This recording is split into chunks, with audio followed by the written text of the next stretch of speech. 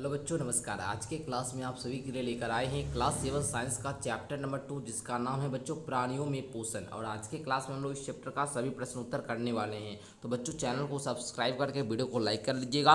आइए बच्चों question answer करना शुरू करते हैं। तो सबसे पहले आप लोग को क्या करना है बाबू, आपने क्या सीखा, जो भी पॉइंट दिया गया है इस सबको एक बार पढ़ लेना है बढ़िया तरीका से, ताकि क्लियर हो जाए बच्चों। ठीक है, आ जाइए यहाँ से आप लोगों का प्यारे बच्चों अभ्यास का प्रश्न शुरू होता है। फर्स्ट क्वेश्चन है उचित शब्द द्वारा रिक्त स्थान की पूर्ति करना। भैया बहुत आसान क्वेश्चन है। आइए जी, क्या आता है बाबू, क्या मानव पोषण के मुख्य चरण डैश डैश डैश डैश एवं डैश हैं। तो बच्चों आपको पता है मानव पोषण के जो मुख्य चरण हैं वो कौन कौन से हैं। तो बच्चों सबसे पहला है सर अंतःग्रहण, ठीक है बाबू बोल दीजिएगा। दूसरा पाचन, तीसरा अवशोषण, चौथा स्वांगीकरण, पांचवा निष्कासन। तो बच्चों बस इसी को यहाँ पे भरना है। ठीक है, बस यहाँ पे आपको क्या करना है, भरना है। क्या लिखिएगा पहले, अंतःग्रहण। ठीक है, इस प्रकार से लिख लीजिएगा यहाँ पे अंतःग्रहण। अंतःग्रहण के बाद आप लोग बोलिएगा पाचन। ओके बच्चों, फिर यहाँ पे बोलिएगा अवशोषण। ठीक है, अवशोषण। अवशोषण के बाद स्वांगीकरण, यहाँ पे क्या बोलिएगा, स्वांगीकरण। ठीक है, स्वांगीकरण। फिर यहाँ पे निष्कासन। ठीक है बच्चों, क्या बोलिएगा जी, निष्कासन। तो बच्चों डायरेक्ट आप लोग यहीं से लिख लीजिए। यहाँ पे दिया अंतःग्रहण, ओके बच्चों, फिर पाचन लिखिएगा, फिर अवशोषण, फिर स्वांगीकरण, फिर निष्कासन। तो यहाँ से देखकर आप लोग नोट कर सकते हैं। यही पांचों आपको वहाँ पर क्या करना है, भरना है। लिख लोगे, हाँ सर लिख लेंगे। अगला बताइए, आज ये बच्चों अगला देखिएगा, मानव शरीर की सबसे बड़ी ग्रंथि है। तो मानव शरीर की सबसे बड़ी ग्रंथि आप लोग को भी पता होगा कौन सा है बाबू, यकृत है। क्या है सर जी, यकृत। क्या है मेरे बच्चों, यकृत है। और ये भी पॉइंट यहाँ पे दिया गया होगा, देख लीजिए। आप लोग को हम बार बार वही बोलते हैं कि ये जितना भी पॉइंट दिया गया बच्चों, इसको क्या कर लीजिए, याद कर लीजिए, पढ़ लीजिए एक बार, ताकि ये सब आपको काम देता है। ठीक है, तो मानव शरीर की सबसे बड़ी ग्रंथि यकृत हो जाएगी। ठीक है, आई होप कि बच्चों आप लोग समझे हुए होंगे। यकृत लिखना आप लोग जानते हैं ना, लिख लीजिएगा, नोट कर लीजिएगा। अगला है बाबू क्या, अमाशय में हाइड्रोक्लोरिक अम्ल डैश एवं डैश का स्राव है जो भोजन पर क्रिया करता है। तो बाबू यहाँ पे आप लोग हाइड्रोक्लोरिक अम्ल एवं पाचक रस का स्राव है। किसका बाबू, बोलिए बोलिए जी। अरे सर जी पाचक रस का आपने हमको बताया है। तो बच्चों यहाँ पे आप लोग लिखिएगा पाचक रस। क्या लिखिएगा, पाचक, पाचक रस, पाचक रस हो गया। आगे देखिए, क्षुद्रांत की आंतरिक भित्ति पर अंगुली के समान अनेक प्रवर्ध निकलते हैं जो डैश कहलाते हैं। उसको हम लोग क्या बोलते हैं, दीर्घ रोम बोलते हैं। क्या बोलते हैं बच्चों, बोलिए उसको सर जी हम लोग दीर्घ रोम बोलते हैं। क्या बोलते हैं बच्चों, दीर्घ रोम। दीर्घ रोम बोलिए, या रसांकुर भी बोल सकते हैं आप लोग। क्या बोल सकते हैं बच्चों, आप लोग उसे रसांकुर भी बोल सकते हैं। हम यहाँ पे लिख देते हैं रसांकुर।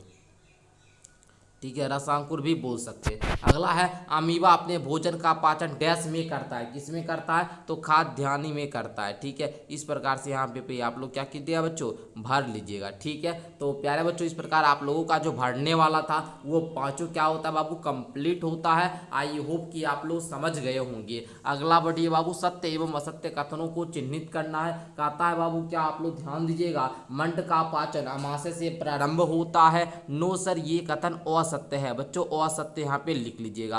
अगला है जीभ लाल लाल ग्रंथि को भोजन के साथ मिलाने में सहायता करती है। जी सर ये बात तो सर सत्य है, ये बात सर जी क्या है, सही है, सत्य बोल दीजिएगा। आगे पित्ताशय में पित्त रस अस्थायी रूप से भंडारित तो होता है। तो बच्चों ये बात भी सर सत्य है, ये बात क्या है गुरु जी, सत्य है। अगला है रूमिनेंट निगली हुई घास को अपने मुख में वापस लाकर धीरे धीरे चबाते रहते हैं। जी सर ये बात भी मेरे भाई सत्य है गुरु जी। क्या है बच्चों, सत्य है। तीसरा प्रश्न देखिए, निम्न विकल्पों में से आपको सही विकल्प पर चिन्ह लगाना है।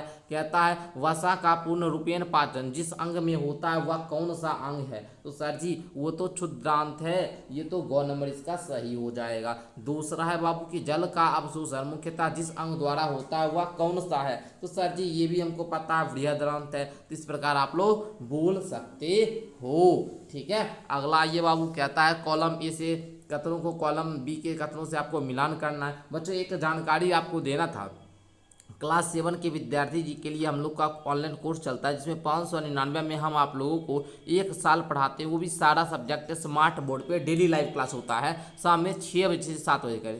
ठीक है, जुड़ने के लिए नीचे डिस्क्रिप्शन बॉक्स के क्या करोगे बच्चों, मेरा एप्लीकेशन डाउनलोड कर लोगे, या फिर बच्चों आप लोग मेरा व्हाट्सअप नंबर 62 069 57 681 पर मैसेज करके भी जानकारी ले सकते हैं। ओके बच्चों, आ जाइए। देखिए बाबू, मिलान अब हम लोग करते हैं। खाद्य घटक, इसको किसके साथ मिलाना है बच्चों? तो इसको मिलाना है आप लोग को किसके साथ, जल्दी से आप लोग बताइएगा। तो ये तो पाचन के उत्पाद मिला ही हुआ ये सर, बिल्कुल बाबू। कार्बोहाइड्रेट शकरा हो जाएगा, प्रोटीन आप लोग बोलिएगा एमिनो अम्ल, और वसा वसा अम्ल एवं ग्लिसरॉल। ओके, मिलान कर लिए, अगर हो गया तो बोलिए यस सर, डन। ओके बाबू, फाइनल हो गया ना, आगे बढ़िए। पांचवा प्रश्न है आप लोगों का, दीर्घ रोम क्या है, वह कहाँ पाए जाते हैं, उनके काम क्या है, बताइए। तो बच्चों जानते होंगे आप लोग कि सर दीर्घ रोम जो है ये छोटी आंत की अंदरूनी सतह उगली जैसे उभार होते हैं। मैं यहाँ पर दे भी दिया हूँ, बुक में भी हाईलाइट मैंने कर दिया हूँ कि क्षुद्रांत की आंतरिक भित्ति पर अंगुली के समान उभरी हुई संरचनाएं होती है, जिसे दीर्घरोम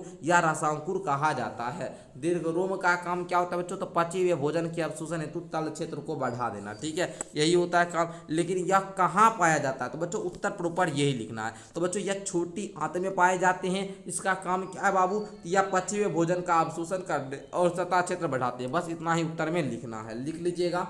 बोलिए यस सर, लिख लेंगे। अगर लिख लीजिएगा तो बहुत बढ़िया, आगे बढ़िए। हाँ सर, बढ़िए। अगला प्रश्न है बुआ आप लोगों का कि पित्त कहाँ निर्मित होता है या भोजन के किस घटक के पाचन में सहायता करता है? तो बच्चों पित्त जो है ना ये यकृत में निर्मित होता है। कहाँ बच्चों पित्त बनता कहाँ है सर? यकृत में, है ना। आप लोग यहाँ पे पढ़े भी होंगे, यहाँ पे आप लोग को दिया भी गया होगा, नहीं दिया तो ऐसे हम आपको बताएंगे ही। आ जाइए, दिया हुआ, इसको पढ़िएगा बढ़िया से तो आपको समझ में आ जाएगा। ऐसे आइए हम आपको लिखवा देते हैं, बोलिएगा प्यारे बच्चों।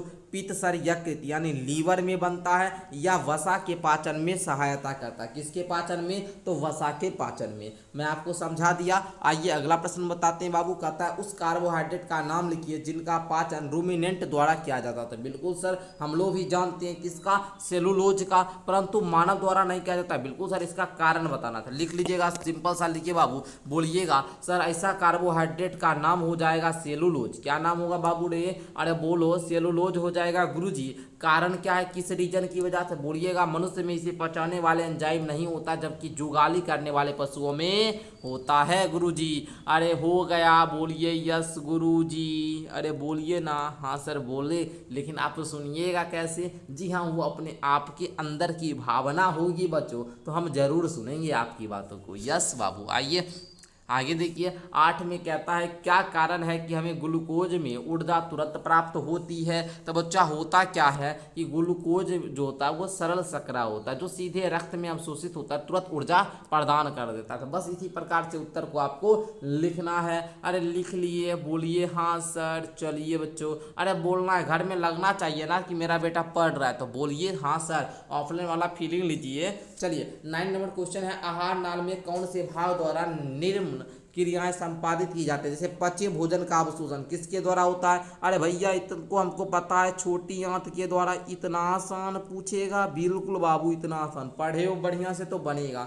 भोजन का चबाना सर मुख के द्वारा होता है, और मुख में किसके द्वारा? तो दांत या लार के द्वारा। ये भी आप लोग बोल सकते हैं, दांत या लार के द्वारा। ओके, जीवाणु नष्ट करना, ये तो सर जी आमाशय का काम है। किसका मेरे बच्चों?